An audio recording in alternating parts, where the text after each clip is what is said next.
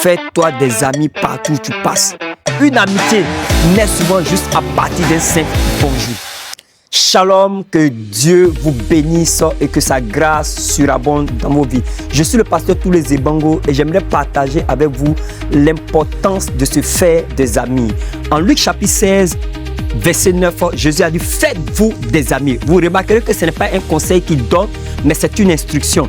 Bien aimé, on peut débattre avec un conseil, mais on ne débat pas du moins avec une instruction. Lorsque Jésus nous dit de nous faire des amis, c'est parce qu'il comprend le bien fondé de l'amitié.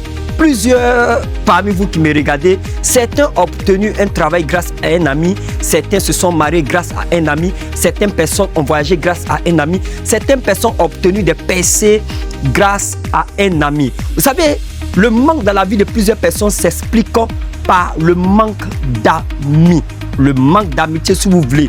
Donc, lorsque vous êtes pauvre en amitié, vous serez pauvre dans bien des domaines de votre vie. Alors, permettez que je vous partage maintenant le témoignage. Au début de la crise post-électorale en Côte d'Ivoire, je me retrouve, ou du moins nous nous retrouvons parce que j'étais avec un groupe de personnes, à un mariage du côté de Makori. Et après le mariage, il était question, bien évidemment, de rentrer à la maison. Et nous habitions à l'époque au quartier Saint-Michel. Lorsqu'on arrive à l'entrée du quartier, de jeunes gens, sous l'effet de la drogue, des stupéfiants, avaient érigé des barrages, mis des barricades partout, empêchant les gens d'avoir accès non seulement au quartier, mais ils agressaient tous ceux qui essayaient d'entrer dans le quartier. Alors c'est comme ça qu'ils nous ont encerclés dans le but de nous agresser. Et pendant qu'ils étaient à la manœuvre, un d'eux m'a identifié puis il a dit: vieux père.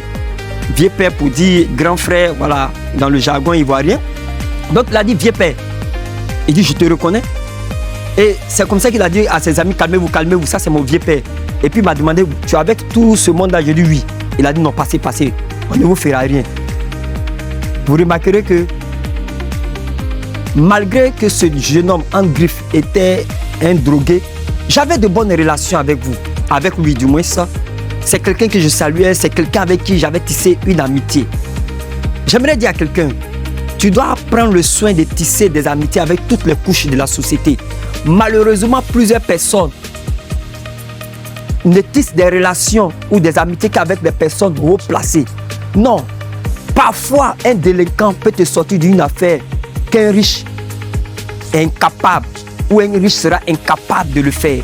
Donc vous devez apprendre à vous tisser des amitiés, car nul ne connaît l'avenir.